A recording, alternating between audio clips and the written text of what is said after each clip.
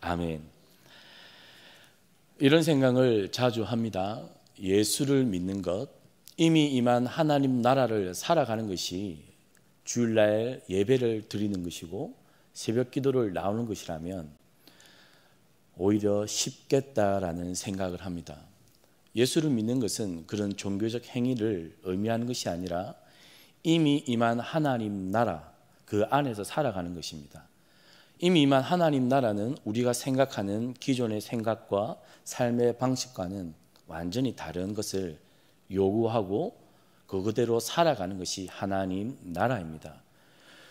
예수님께서 오셔서 줄곧 이야기하신 것이 그 바로 하나님 나라입니다. 하나님 나라를 예수 그리스도가 가지고 왔고, 그래서 하나님 나라가 이미 이 땅에 임했다는 사실입니다. 그런데 문제는 무엇입니까?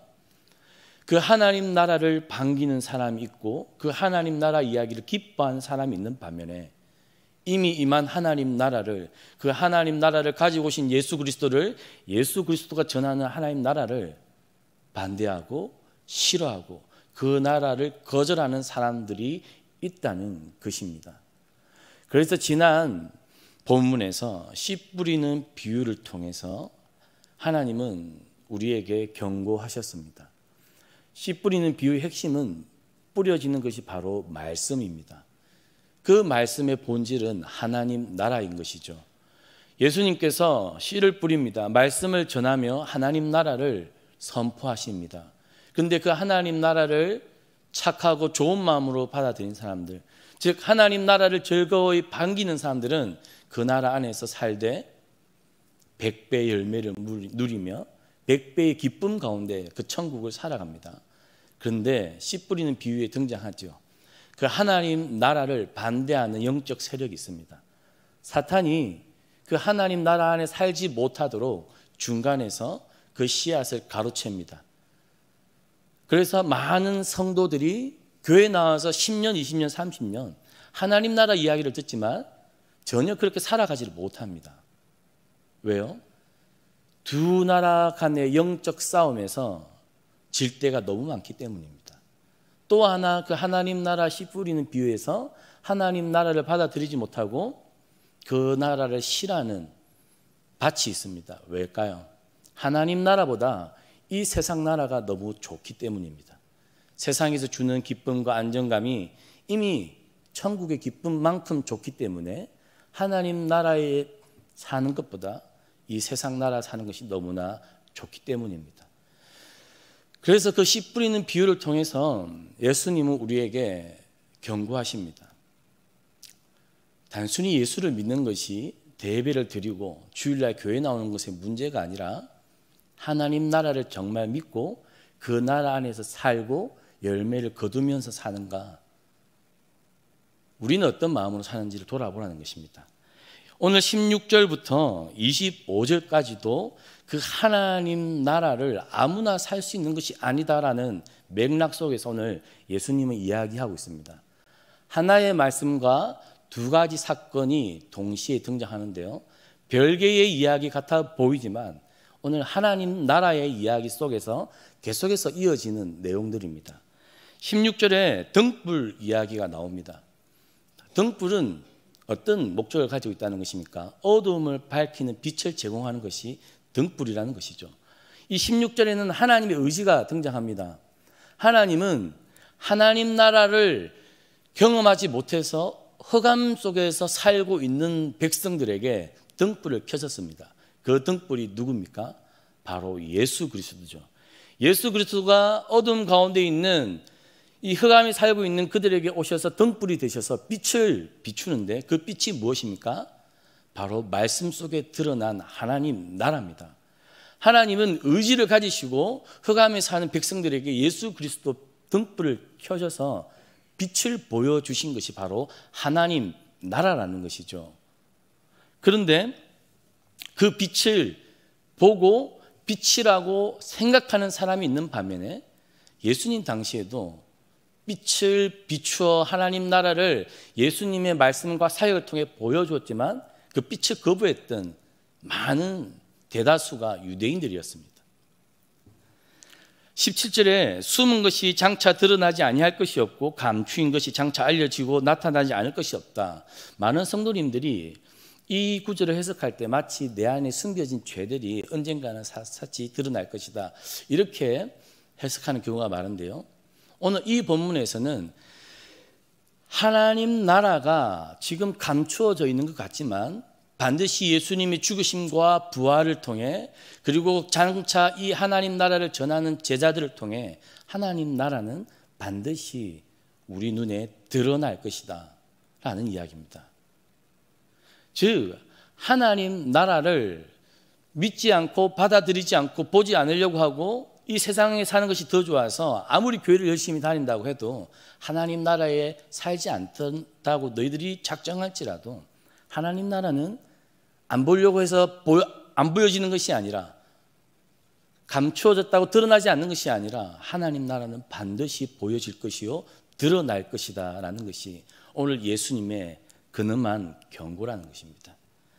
그래서 18절에 너희가 어떻게 들을까 스스로 삼가라.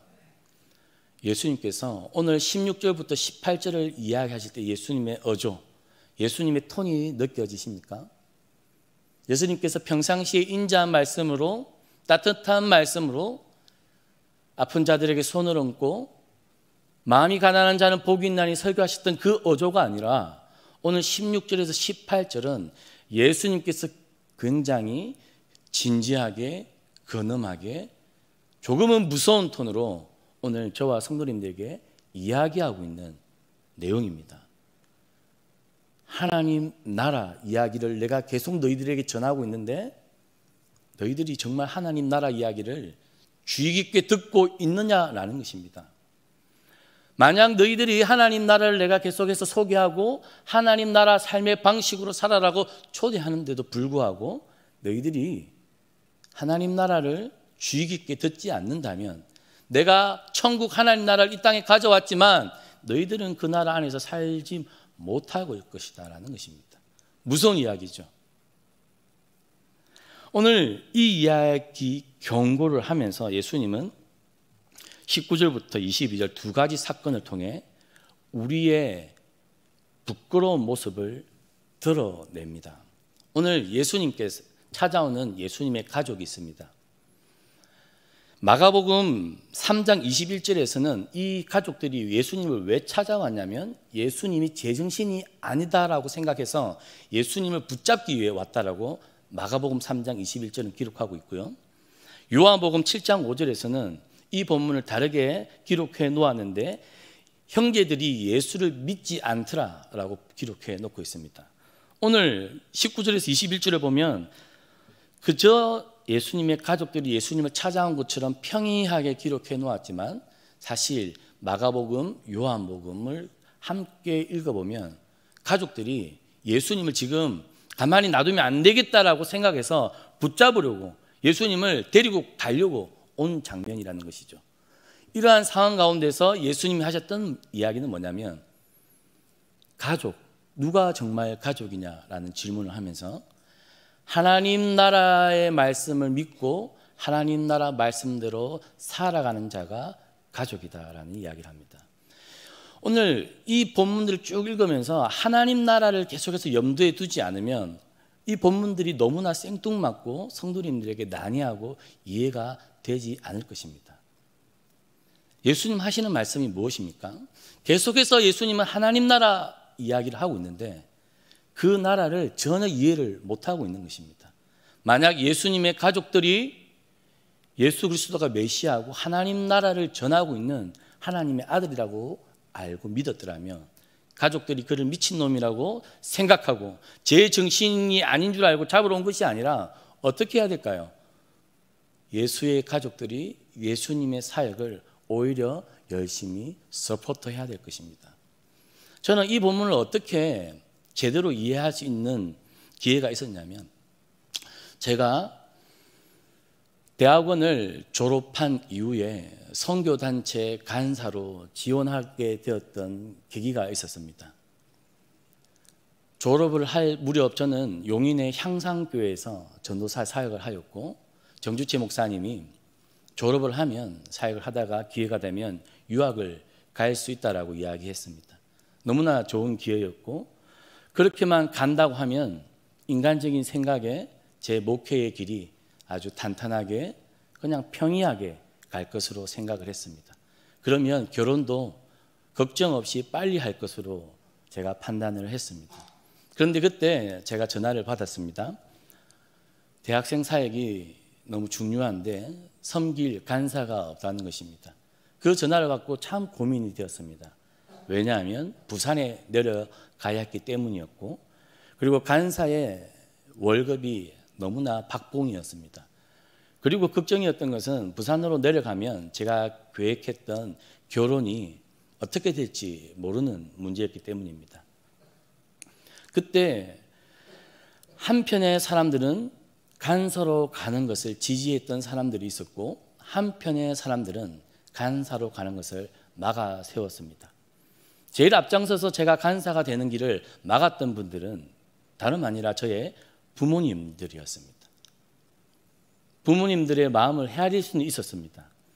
아들이 좀 더 쉽고 편한 길로 가기를 바라는 것, 아들이 좀 더 누구나 보아도 정상적인 목회의 길로 가는 것, 누가 보아도 그 목회의 현장에서 성공하는 것, 그것이 부모의 마음이었을 것입니다. 아마 그러한 마음 때문에 부모님은 간사로 살아가는 제 앞길을 열심히 막았습니다. 그러나 제 주변에 함께 하나님 나라를 고민하고 당장 먹고 마시는 것, 당장 유명해지는 것, 당장 성공하는 것이 하나님 나라에서 중요한 것이 아니라고 생각하고 함께 좁은 길을 걸으려고 했던 동력자들은 그 길을 지지해주고, 내가 간사가 되면 너를 후원해 줄 테니까 먹는 것, 입는 것 걱정하지 말고 마음껏 하나님 나라 사역을 하라고 지지해 주었습니다. 저는 그때 저희 부모님을 미워하거나 원망하지 않았습니다. 충분히 부모님의 마음을 헤아릴 수 있었기 때문이죠. 그러나 그때 저는 이 19절 21절을 묵상하면서 누가 정말 하나님 나라의 가족이냐고 할 때, 우리는 흔히 피로 맺어진 혈연 관계가 중요한 가족이지만 예수님은 다르게 가족을 정의했습니다. 예전에는 혈연이 중요한 가족이었다면 이제는 새로운 시대가 열렸는데, 그 이유는 하나님 나라가 이미 이 땅에 임했기 때문이라는 것입니다. 이미 임한 하나님 나라에서는 우리가 기존에 생각하던 가치관이 그대로 적용되지 않는 것이라는 것입니다. 하나님 나라에서는 누가 정말 가족이냐면 그 하나님 나라를 믿고 그 하나님 나라를 받들고 그 하나님 나라에서 왕으로 하나님을 모시고 사는 것을 기뻐하는 자들, 그들이 진정한 가족이라고 오늘 예수님은 우리에게 소개하고 있다는 것이죠. 저는 교회에서 목회를 하면서 많은 부모님들이, 심지어 직분자들이 자기 자녀의 앞길을 지도할 때 하나님 나라를 염두에 두고 지도하기보다는 세상 사람들과 똑같이 먹고 마시고 안정과 성공의 길로 자신의 자녀들을 교육하고 안내하는 것을 많이 봅니다. 누가 정말 가족입니까? 정말 우리가 하나님 나라에 살아가고 있다고 믿고 하나님 나라를 사는 백성이라면 우리가 자녀들을 어떻게 지도해야 합니까? 어떻게 인도해야 합니까? 오늘 예수님을 찾아온 가족들은 예수님을 가족으로 모시고 있었지만 어떻습니까? 하나님 나라를 몰랐고 예수님을 믿지 않는 결과 오히려 예수님을 뺏기는 현상. 오늘 18절 말씀이 오늘 이렇게 적용됩니다. 누구든지 있는 자는 받겠고 없는 자는 그 있는 줄로 아는 것까지도 빼앗기리라.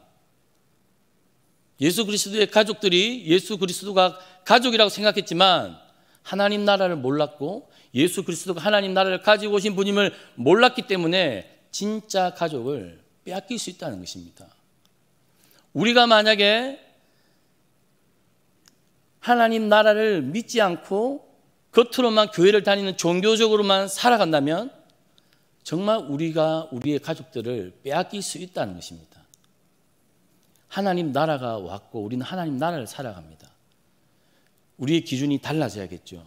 우리 자녀들을 가르칠 때도 다른 기준으로 대해야 합니다. 그리고 저는 이 본문을 묵상하면서 하나님 나라의 말씀을 듣고 행하는 사람이 우리의 가족이라고 이야기한다면 우리 주변에 우리가 누구를 더 곁에 두어야 할까요? 하나님 나라를 정말 기뻐하고 그 말씀대로 살아가려고 하는 자들을 더 가까이 두어야 한다는 것이죠. 의외로 우리는 성도로 살면서 말씀대로 행하지 않는 자들을 곁에 두는 것을 더 좋아합니다. 왜일까요? 다른 사람을 미워하고 다른 사람의 안 좋은 것을 이야기하고 그런 것을 듣는 것을 더 좋아합니다. 교회 와서 뒷담화하는 것을, 수근거리는 것을 이야기하는 것을 더 좋아하죠. 그런 사람들을 더 만나고 싶어하고 그런 정보들을 더 얻고 싶어 할 때가 많습니다. 그럼 오늘 말씀에서는 누가 정말 하나님 나라의 가족이냐 할 때 하나님 나라를 믿고 그 하나님 나라의 방식대로 살려고 애쓰는 자들이 하나님 나라의 가족이다. 저는 그 가족들을 여러분들이 더 많이 곁에 두셨으면 좋겠고 여러분들이 그러한 하나님 나라의 가족임을 깨달았으면 좋겠습니다. 22절부터 25절입니다. 오늘 이 사건은 예수님께서 갈릴리 호수 반대편, 저편으로 가는 장면인데요. 뒷본문을 읽어보면 거라사 지방으로 가는 장면입니다. 누가복음 8장에는 4가지의 비슷한 사건이 등장합니다. 예수님의 능력이 드러나는 것, 하나님 나라를 가지고 오신 예수님이 왕으로서 능력을 행사하는, 사탄과 대결하는 장면이 4가지가 등장하는데요. 그 4가지 사건 중에 오늘 첫 번째를 오늘 말미에 소개하고 있습니다. 갈릴리 호수는 세로로 20, 폭으로는 한 10m 정도 됩니다. 10km요. 한 60m의 높이를 가진 것이 갈릴리 호수인데 간혹 바람이 불면 600m짜리의 파도가 친다라고 합니다. 그런데 오늘 제자들과 예수님이 거라사 지방으로 가는데 오늘 광풍이 불었습니다. 그런데 그 광풍을 두려워하는 제자들 앞에서 예수님이 광풍을 말씀으로 잠재우는 장면입니다. 그때 제자들 마음속에 일어났던 의문이 도대체 이분은 누구신가라는 질문이었죠. 그들을 향해 예수님께서 너희 믿음이 어디 있느냐라고 꾸짖는 장면입니다. 계속해서 제가 이야기하지만 하나님 나라 이 맥락 속에서 이 이야기도 해석해야 합니다. 제자들은 예수님 곁에서 계속해서 하나님 나라 이야기를 듣습니다. 하나님 나라가 임했다. 그런데 제자들 마음 안에도 하나님 나라가 무엇인지, 하나님 나라를 가지고 오신 이 예수 그리스도가 도대체 누구인지 몰랐다는 것입니다. 몰랐다는 것은 그들에게 하나님 나라를 믿는 믿음, 계속해서 예수 그리스도가 전하는 그 하나님 나라, 그 왕이신 예수 그리스도를 제대로 믿지 않았다는 것을 오늘 보여줍니다. 반대로 예수 그리스도가 제자들에게 너희 믿음이 어디 있느냐, 너희가 여전히 하나님 나라를 아직 모르겠느냐, 하나님 나라가 이미 왔고 내가 귀신을 쫓아내고 병든 자를 고치고 모든 억눌린 것부터 자유케 하는 이 이사야 말씀을 이루어 사람이 바로 나인데 너희들이 아직도 나를 누구로 보느냐, 너희들이 지금 하나님 나라 안에 있느냐 하나님 나라 밖에 있느냐, 그 질문입니다. 저는 우리들 역시 그러한 믿음이 있느냐 묻고 싶습니다. 하나님 나라 안에서 살고 있습니까? 그 하나님 나라를 가지고 오신 예수 그리스도의 말씀을 믿고 있습니까? 단순히 우리가 교회에 잘 나오고 종교적으로 열심히 생활하는 것과 별개의 문제가 바로 하나님 나라의 이야기입니다. 하나님 나라를 살아가는 것은 예수님을 믿지 않으면 불가능한 일입니다. 예수님께서 여러 가지 것들을 말씀하셨죠. 하나님 나라는 하나님의 성품과 사역이 드러나는 것이 바로 하나님 나라입니다. 그러면서 하나님께서 예수님을 통해 말씀하신 하나님 나라는 어떤 나라였습니까? 낮은 자가 높은 자가 될 것이고 저 주는 자가 이기는 자가 될 것이고 가난한 자가 부해지는 것이고 약한 자가 강해지는 그 나라가 하나님 나라입니다. 왜요? 그 나라에 다스리시는 왕이 예수 그리스도이기 때문입니다. 그러나 우리는 의외로 약해지는 것, 가난해지는 것, 자존심이 낮춰지는 것, 좁은 길로 가는 것, 이 땅에서 고생하는 것, 이런 모든 것들이 우리의 죄된 본성과는 반대되는 것이기 때문에 하나님 나라가 싫고 하나님 나라 안에서 사는 것이 너무나 부담스러운 일입니다. 그래서 실제로 예수님을 주로 고백하고 믿는 것이 머리로 아는 것이지만 삶으로 행동하는 것은 너무나 어렵습니다. 그래서 오늘 제자들은 능력의 예수님의 그 말씀을 경험하면서도 예수님을 믿지 못하고 있습니다. 이해가 안 되는 것이죠. 그래서 오늘 16절부터 25절까지 예수님은 이 하나의 말씀과 두 가지 사건을 통해서 계속해서 우리에게 말씀하고 있습니다. 교회를 다니고 말씀을 듣고 있지만 정말 삼가에서 너희들이 하나님 나라를 믿고 따르고 살고 있느냐? 그 안에서 살고 있느냐? 우리에게 질문하고 있습니다. 오늘 저희들은 말씀을 묵상하면서 우리가 있다라고 착각하고 하나님 나라를 살고 있다라고 착각하고 있으면서 오히려 하나님 나라 밖에서 살고 있는지, 아니면 정말로 하나님 나라 안에 살기 위해 오늘 이 새벽도 발버둥 치고 있는지 우리의 마음을 잘 살피면서 우리 하나님 나라 안에서 살아가는 존재들이 되게 하여 주십시오. 우리가 이 당시 예수님을 반대하고 하나님 나라를 꺼려했던 유대인들처럼 종교적으로 사는 인생이 되지 않도록 기도하는 새벽 되기를 주님의 이름으로 축복합니다. 하늘에 계신 우리 아버지, 아버지의 이름을 거룩하게 하시며 아버지의 나라가 오게 하시며 아버지의 뜻이 하늘에서와 같이 땅에서도 이루어지게 하소서. 오늘 우리에게 일용할 양식을 주시고 우리가 우리에게 잘못한 사람을 용서하여 준 것 같이 우리 죄를 용서하여 주시고 우리를 시험에 빠지지 않게 하시고 악에서 구하소서. 나라와 권능과 영광이 영원히 아버지의 것입니다.